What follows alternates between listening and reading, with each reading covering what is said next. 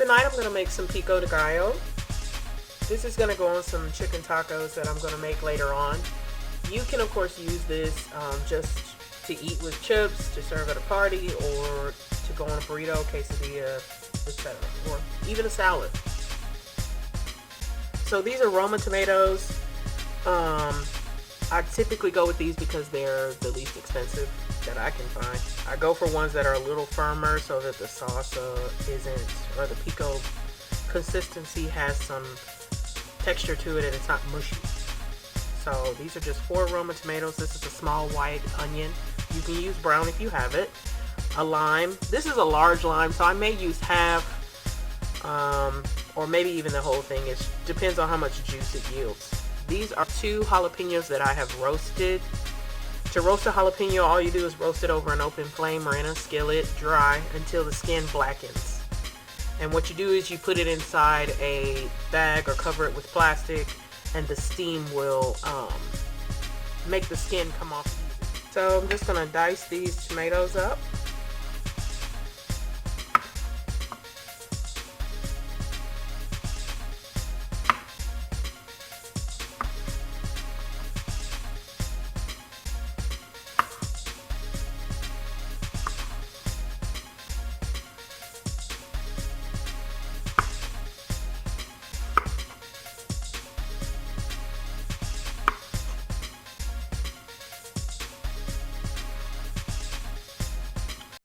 Alright, so now that we've sliced them, just gonna go this way with it.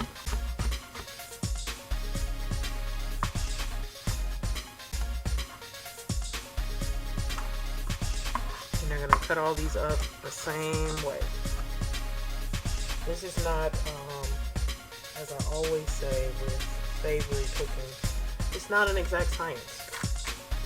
You gotta make adjustments as you go along. And unless you're baking, you don't necessarily have to follow every recipe to the letter.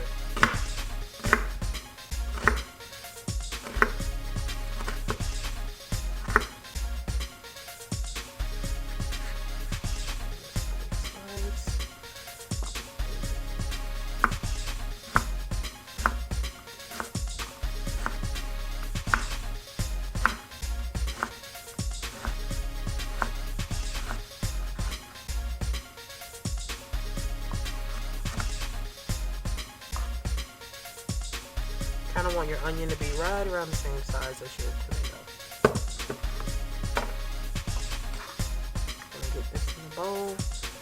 Chop up the other half. And then we're gonna get our jalapeno peeled. I like spicy, but if you got people that don't, or maybe you don't, you can always take the seeds and the ribs, this part, out. And just use the flesh. You should get a much milder flavor. And then of course, if you really into spice, right, just use some serranos. Just cut off the middleman and go for the gusto. Don't be shy. So just finely dice these. Also, a little tip, little tip. I don't know if you find that when you work with peppers, you, for whatever reason, cannot get the heat or the pepper off your fingers. And then I don't know if you've ever rubbed your eye after cutting a pepper, because let me tell you, it's quite painful. The trick to getting the pepper off your hands is to use the lime after you squeeze it into your pico. After it's given off all its juice, you rub the lime against your palms and your hands, and then of course wash with soap, and all of the heat will be removed from your hands, and then you won't have to worry about swelling up your eye, burning your face or your lip because you've been working with the peppers and then made a mistake and touched your face or your eye. So again, you just want to finely dice these up because we don't want any aggressive pockets of heat. We just want a nice warmth going all the way through. For the most part with cilantro, I leave the stems on. I'm removing these larger ones because they're kind of big, you know. But the rest of these, it'll be fine. You just chop it all up and everything will be good. These larger ones, like I said, just pull them off. And you just want to finely mince this. I kind of try to curl it up like this and give it a good chop.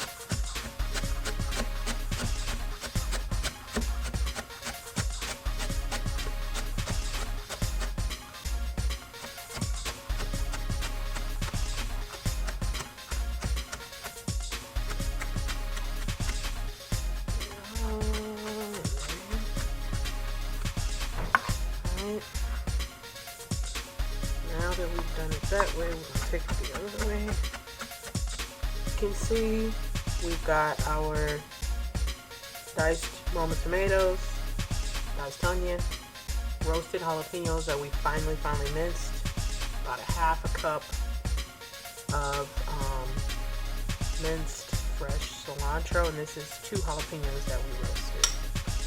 So you're looking, with the lime, you're looking for about maybe a half a cup of lime juice.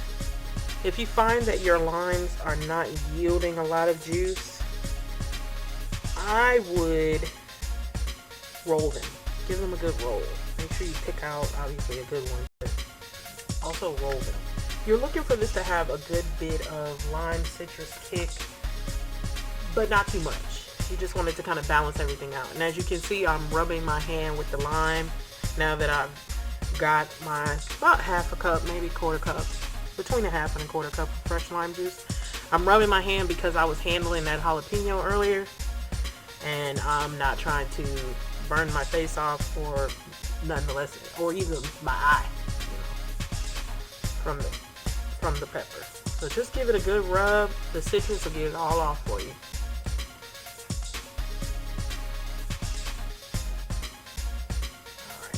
And now we're also going to get in some salt.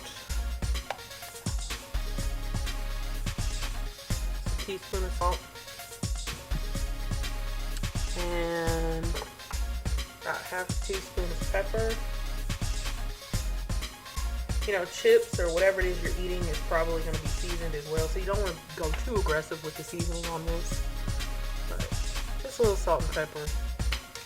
Give it a stir. Again, as I have mentioned, this is not an exact science. So after you've got your, of course, salt and pepper in, you just want to give it a taste, see how it is. This smells incredible. It looks incredible too. And the salt, don't worry if it, you know, of course, looks a little dry. The salt is going to draw the liquid from the tomatoes and from the onion, which is probably best that you just let this at least rest for maybe an hour or so before you serve it. That way all the flavors can marry together. And as you can see, we roasted that jalapeno. You can't even really see it, you know? It's kind of hidden. I'm just going to give this a quick taste, see if I need to adjust my seasoning a little bit, maybe add a little more lime.